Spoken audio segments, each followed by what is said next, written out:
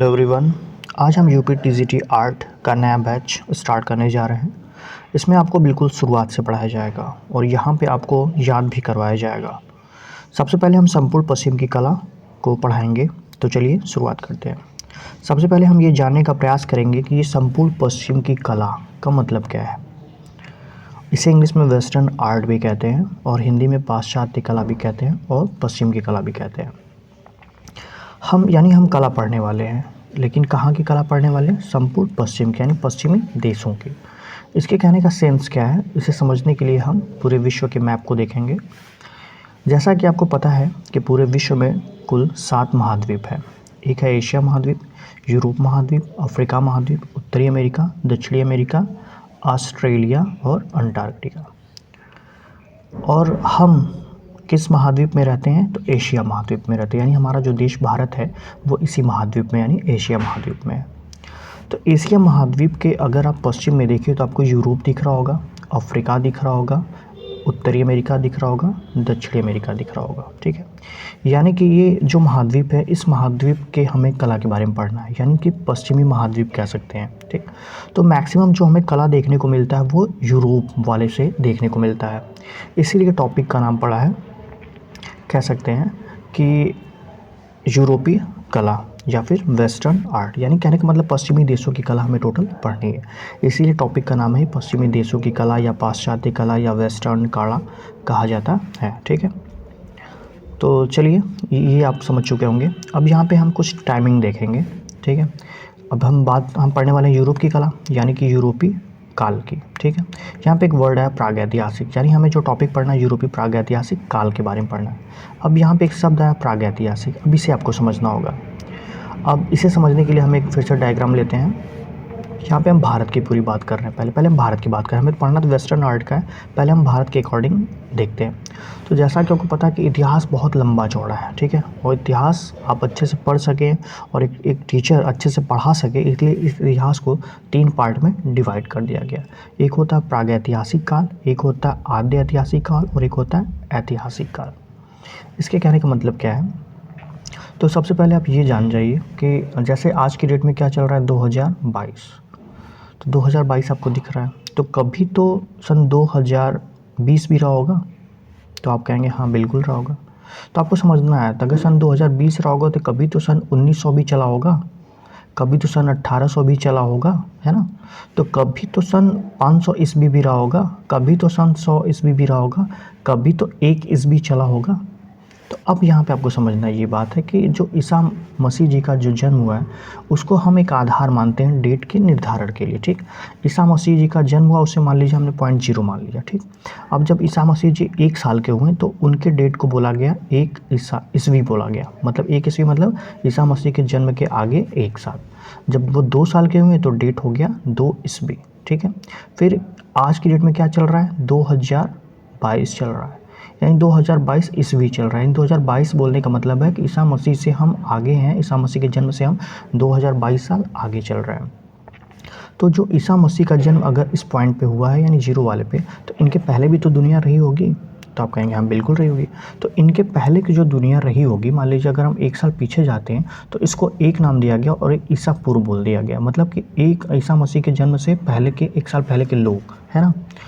तो कभी 2 भी रहा होगा, 2 भी चला होगा। तो यानी अगर हम पीछे जा रहे हैं ईसा मसीह के जन्म से तो उसको हम 1 ईसा पूर्व, 2 ईसा पूर्व ऐसे करके बोलते हैं। तो चलिए अब हम यहाँ देखते हैं।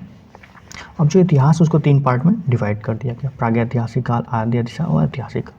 तो टाइमिंग क्या है आपका? ठीक है, तो मतलब जो इतिहासकारों ने जो इतिहास लिखा उसको डिवाइड कर दिया 3 पार्ट में। ठीक, उन्होंने बोला है कि अगर मान लेते हैं 50,000 ईसा पूर्व से लेकर अगर 2,500 यानी 2500 ईसा पूर्व तक की अगर हम बातें कर रहे हैं तो उन बातों को हम इस प्रागैतिहासिक काल में इंक्लूड कर देंगे, मतलब उस ज़माने के लोगों की बातें।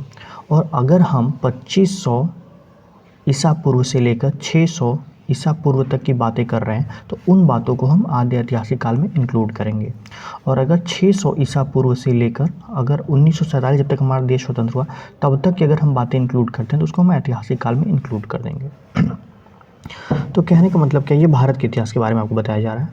तो कहने का मतलब ये है कि अगर मान लीजिए एक तरीका और भी है डिवाइड करने का उनका। पहला तो आप टाइमिंग के अकॉर्डिंग समझ सकते हैं कि अगर हम 50,000 ईसा पूर्व, 50,000 ईसा पूर्व क्या लाखों साल पहले, करोड़ों साल पहले, सीधी सीधी बात।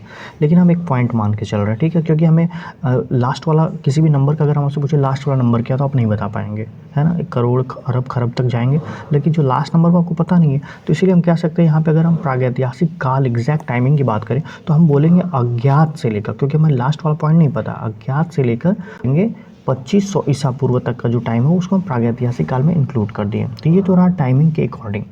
अब आपको समझना है कि रियल में प्रागैतिहासिक, आद्य ऐतिहासिक और ऐतिहासिक का मतलब क्या होता है। देखिए, अगर मान लीजिए आपके घर के सामने खुदाई चल रही हो और खुदाई के दौरान कोई चीज़ मिल जाए और आपको पता चले वो बहुत पुरानी है, ठीक, बहुत पुरानी है, यानी कि अगर आपको कोई चीज़ खुदाई के दौरान मिला तो उसे हम भूगोल की भाषा में बोलते हैं पुरातात्विक साक्ष्य बोलते हैं, ठीक। अगर उस पर कुछ लिखित नहीं है ना, तो समझिएगा कि वो प्रागैतिहासिक काल के ज़माने की चीज़ है। और अगर पुरातात्विक साक्ष्य मिला, मतलब खुदाई के दौरान कोई चीज़ आपको मिली, उस पर कुछ लिखा हुआ है लेकिन हम पढ़ नहीं पा रहे हैं, ठीक है, तो समझिए वो आद्य ऐतिहासिक काल के ज़माने की चीज़ है। अगर मान लीजिए खुदाई के दौरान कोई चीज़ आपको मिला, यानी पुरातात्विक साक्ष्य मिल गया, उस पर लिखा हुआ है और उसे हम पढ़ भी ले रहे हैं, तो आप समझेंगे वो ऐतिहासिक काल की चीज़ें हैं। तो इस तरीके से आपको क्लियर हो गया कि प्रागैतिहासिक काल, आद्य ऐतिहासिक और ऐतिहासिक काल का मतलब क्या होता है। एक तो हम टाइम के अकॉर्डिंग समझ सकते हैं तीनों काल को, दूसरा खुदाई के दौरान कोई चीज़ मिल रही है कि उस पर कुछ लिखा हुआ नहीं है तो हम समझेंगे वो प्रागैतिहासिक काल के ज़माने की चीज़ है, और अगर चीज़ मिली उस पर लिखा हुआ है हम पढ़ नहीं पा रहे तो वो आद्य ऐतिहासिक काल की है, लिखा हुआ है पढ़ भी ले रहे हैं तो वो ऐतिहासिक काल का है, ठीक है। अब देखिए यहाँ पे आद्य ऐतिहासिक प्रागैतिहासिक काल को हम पाषाण काल भी कहते हैं, क्योंकि उस ज़माने के लोग जो मैक्सिमम काम करते थे वो पत्थरों से करते थे, ठीक है। तो इसको भी 3 भागों में डिवाइड किया गया है, एक पूरा पाषाण काल बोला गया है, एक मध्य पाषाण काल और एक नव पाषाण काल। आद्य ऐतिहासिक काल को 2 भागों में डिवाइड किया गया, एक सिंधु घाटी सभ्यता और एक वैदिक सभ्यता।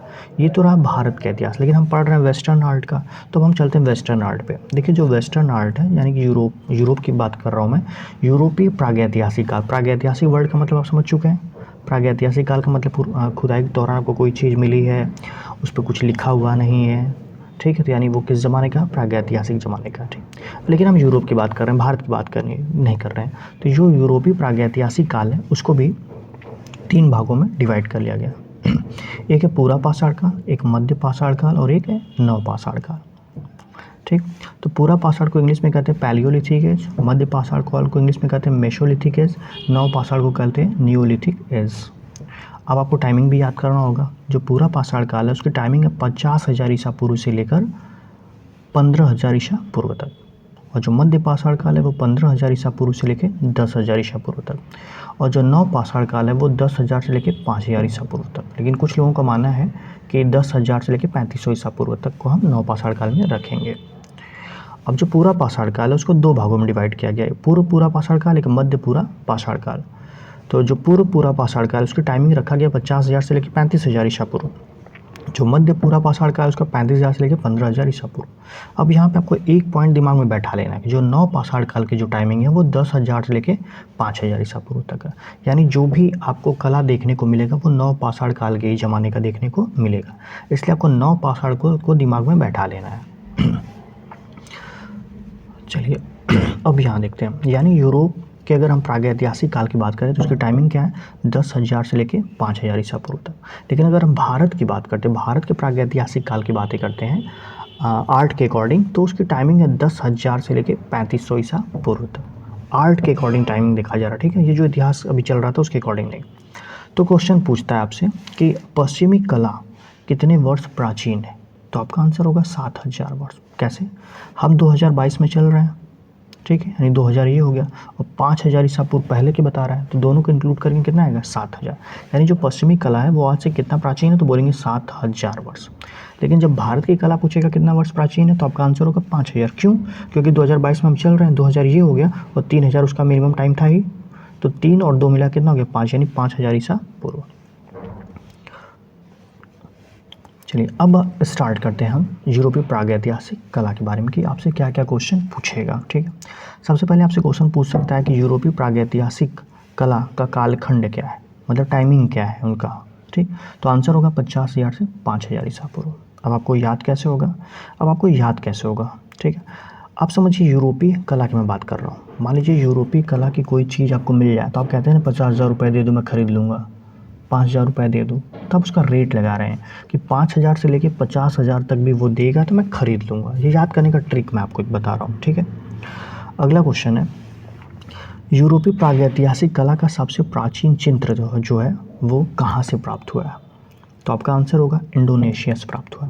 इंडोनेशिया में एक जिला पड़ता है जिसका नाम है बाल्टीमोरंग जिला, वहीं से मिला है। जिससे हम अब मिला क्या है, किसका चित्र मिला है? तो आप कहेंगे जंगली सूअर का चित्र मिला है, ठीक है।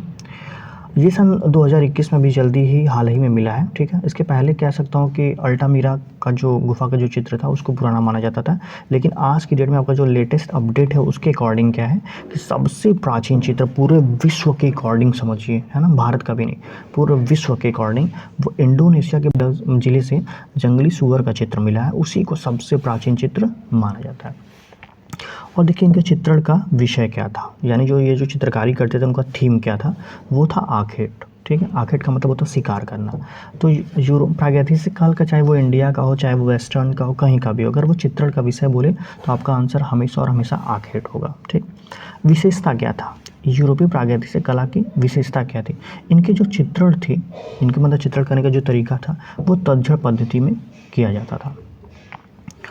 और रंग कौन सा यूज़ करते थे? प्रागैतिहासिक कला के ज़माने के जो लोग थे वो कौन सा रंग यूज़ करते थे? तो अगर मैक्सिमम पूछा जाए तो आप बोलेंगे लाल, मतलब मुख्यतः लाल यूज़ करते थे मैक्सिमम, ठीक है। लेकिन ये पीला, सफ़ेद व काला रंग भी यूज़ करते थे। देखिए अब यहाँ पे एक कह सकते हैं एक पुरातात्विद है जिसका नाम है हेनरी ब्रुएल, ठीक है। इन्होंने क्या किया है कि शैल चित्रों पर, शैल मतलब होता है चट्टान पत्थर कह लें आप, तो शैल चित्रों पर जो भी चित्र दिखाई दिए उस पर सबसे ज़्यादा शोध इन्होंने किया। तो अगर क्वेश्चन आपसे पूछे कि शैल चित्रों पर सर्वाधिक शोध किसने किया, तो आपका आंसर होगा हेनरी ब्रुएल। यानी जो हेनरी ब्रुएल साहब है उन्होंने शैल चित्रों पर सर्वाधिक शोध किया और उन्होंने क्या किया कि समस्त कला को दो भागों में बांट दिया। एक का नाम रखा अर्गनेशियन पेरिगॉर्डियन युग, जिसका टाइमिंग रखा 30,000 ईसा पूर्व से 20,000 ईसा पूर्व तक, और दूसरा उन्होंने रखा सोल्यूट्रियन मैग्डोलिनियन युग, जिसका टाइमिंग उन्होंने रखा 20,000 ईसा पूर्व से 10,000 ईसा पूर्व तक। अब देखिए अब एक व्यक्ति हैं जिनका नाम है डेनियल विल्सन। ये इन्होंने क्या किया कि प्रागैतिहासिक शब्द का प्रयोग किया। तो आपसे क्वेश्चन पूछेगा कि प्रागैतिहासिक शब्द का प्रयोग सबसे पहले किसने किया, तो आंसर होगा डेनियल विल्सन। कहाँ किया? अपनी किताब में। इनकी एक बुक का नाम है the archaeology and prehistoric annuls of Scotland. इस बुक में इन्होंने प्रागैतिहासिक शब्द का सबसे पहले प्रयोग किया। अब यूरोपीय कला के जो चित्र प्राप्त होते हैं वो मुख्यतः दो क्षेत्रों से प्राप्त होते हैं। कितने क्षेत्रों से? दो क्षेत्रों से। एक है दक्षिणी पश्चिमी फ्रांस, दूसरा है उत्तरी स्पेन, ठीक है। तो मिलने को तो बहुत जगह से मिले चित्र यूरोपीय कला के, यानी यूरोपीय प्रागैतिहासिक ज़माने के चित्र तो बहुत जगहों से मिले, लेकिन जो मुख्य क्षेत्र है वो दो थे, एक दक्षिणी पश्चिमी फ्रांस था और एक उत्तरी स्पेन था।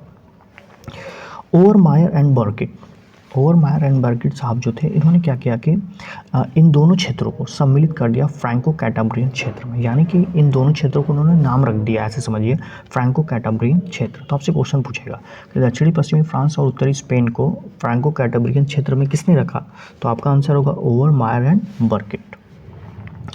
अब देखिए प्रागैतिहासिक कला यानी यूरोपीय प्रागैतिहासिक कला का कला केंद्र क्या था, तो कला केंद्र यही था फ्रैंको कैटाब्रियन क्षेत्र। इस क्षेत्र में कुल 120 कला केंद्र थे माने गए हैं, जिसमें उत्तरी स्पेन और दक्षिणी फ्रांस भी क्या है, सम्मिलित है। अब हम यहाँ पे देखेंगे, हमको पता चल गया कि दो क्षेत्र हैं, एक दक्षिणी पश्चिमी फ्रांस और दूसरा स्पेन। अब यहाँ से कुछ गुफाएं मिली हैं, ठीक है। अब उस गुफाओं में चित्र हमें मिले हैं, तो अब हमें जानना पड़ेगा कि दक्षिणी पश्चिमी फ्रांस में कौन कौन सी गुफा है और स्पेन की गुफा कौन कौन सी है। तो देखिए दक्षिणी पश्चिमी फ्रांस की गुफा के नाम का जिक्र किया जाएगा, जहाँ से हमें मुख्यतः चित्र देखने को मिले। एक था लास्को की गुफा, दूसरा था फांदगाम, तीसरा था ला कम्बारेली गुफा, चौथा है गरगास की गुफा, पांचवा है नियो की गुफा, छठवां त्रा फेयर्स अथवा तीन भाइयों की गुफा। गुफाएं तो बहुत मिली, लेकिन जो क्वेश्चन हमको बनेगा यही 6 एरिया से बनेगा, 6 जगह से। तो आपको 6 नाम याद करना। आपको सीधे सीधे एग्जाम क्वेश्चन पूछ सकता है। पहला पूछेगा फांदगाम क्या है, तो आप बोलेंगे ये गुफा का नाम। कहाँ है? दक्षिणी पश्चिमी फ्रांस में। दो तरीका है, या तो आपसे जगह पूछेगा या पूछेगा ये है क्या। दूसरा आपको याद करना है स्पेन की गुफा। स्पेन की गुफाओं के नाम आपको याद रखना है। एक था साल्तो मोरा गुफा, दूसरा है अल्टामीरा गुफा, तीसरा है पिंडाल की गुफा, चौथा है कोगुल की गुफा, पांचवा है बसांडू की गुफा, छठवां है बॉक्स की गुफा। तो क्वेश्चन आपसे पूछ सकता है कि अल्टामीरा गुफा कहाँ है, तो आपका आंसर होगा स्पेन में होगा। ये भी पूछ सकता है कि अल्टामीरा है क्या, तो आप बोलेंगे गुफा है। अब देखिए, जो यूरोपीय प्रागैतिहासिक कला के टाइम का हमें कुछ मूर्तियाँ मिली हैं, मूर्ति शिल्प मिले, पत्थर मिले, आप ऐसे समझ सकते हैं। तो कौन कौन सी उस प्रागैतिहासिक के ज़माने की हमें मूर्ति मिली है या शिल्प मिले या पत्थर, तो आपको नाम याद रखना है। मिला स्टोनहेंज, एक मिला नृसिंह की मूर्ति, एक मिला वेलेंडोर्फ की वीनस। तो सबसे ज़्यादा क्वेश्चन जो है वो स्टोनहेंज से पूछा गया। आप जब पेपर सॉल्व करेंगे तो आपको मिलेगा स्टोनहेंज। स्टोनहेंज है क्या, तो आप कहेंगे प्रागैतिहासिक स्मारक है, मतलब स्मारक है, पत्थर, चट्टानें जो भी कह लें। ये मिला कहाँ, ये मिला इंग्लैंड के विल्टशायर शहर में। अब ये जो पत्थर है इसको यूनेस्को में शामिल कर लिया गया, कब, 1986 में। और ये है कब का, नवपाषाण काल के ज़माने का। इसमें जो खड़े पत्थर है वो समान ऊंचाई के हैं, सभी की ऊंचाई क्या है, 13 फीट से, चौड़ाई 6 फीट 11। मतलब ये जो स्टोनहेंज है वो कुछ इस टाइप का है, ऐसे ये सर्किल बन गया और ऐसे किनारे किनारे जो है पत्थर लगा हुआ है, ठीक है, इसी की बात कर रहा है। तो ये जो मिला कुछ कह सकते हैं कि आकर्षक था, बहुत देखने में बहुत अच्छा लग रहा था, तो इसी की बात करिए। जो किनारे किनारे पत्थर लगा, इन सब की ऊंचाई क्या है, समान है। अब देखिए नृसिंह की मूर्ति। नृसिंह की मूर्ति ये भी क्या है, आप समझ सकते हैं कि मूर्ति है, एक पत्थर, एक शिल्प है जो कह लें। तो इसकी खोज पूछता है कभी कभी, तो आप बोलेंगे जर्मन गुफा होल्स्टीन स्टैंडल। मतलब ये जो जर्मन गुफा है होल्स्टीन स्टैंडल में मिला। और ये रखा कहाँ हुआ है आज की डेट में, कहाँ संग्रहित है, तो आप कहेंगे म्यूजियम उल्म जर्मनी में। और इसका माध्यम क्या है, मतलब बनाने का माध्यम क्या है, तो आप बोलेंगे पत्थर है। अब हम बात करते हैं वेलेंडोर्फ की वीनस। ये भी एक मूर्ति है, इसकी माप पूछता है कभी कभी, तो आप बोलेंगे 11.1 सेंटीमीटर या फिर 4.4 इंच। प्राप्त कहाँ हुआ, ऑस्ट्रिया में। माध्यम का ओलिटिक चूना पत्थर। संग्रहित कहाँ है, मतलब रखा कहाँ वहाँ पे, natural history museum Vienna Austria में। तो इसी के साथ आज का समाप्त होता है।